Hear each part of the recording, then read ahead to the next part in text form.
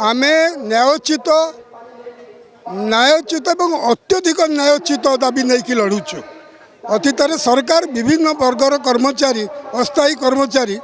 जो मैंने रिक्रुटमेंट आसते करते आमको स्थायी कर कौन बाधा अच्छी डेली वेजेस लोक 15-57 रूल आधार कर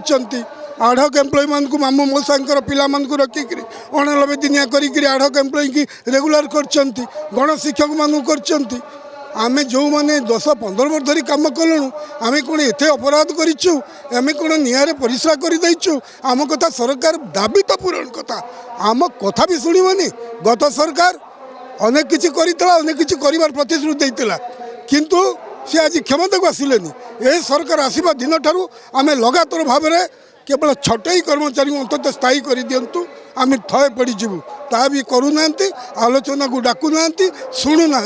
जिते सबु आड़ू निराश हेलु हाराश हेलु ए डह डह खरार आम आज लड़े करुचु एक निर्णात्मक जगार पहुँचा पर्यंत लड़े जारी रही बुझुना बुझा चेष्टा करूना सही प्रशासन सही अमलातंत्र नागफासरे कहते नागफासर मुकुलिले सीना शुणते मो दरखास्त मु मुख्यमंत्री लिखुची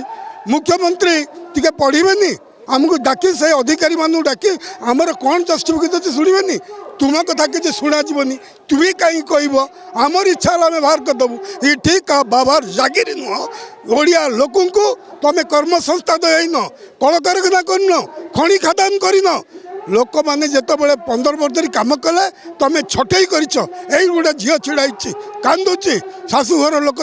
बाहर कर दौरान बहुत दुखर अच्छा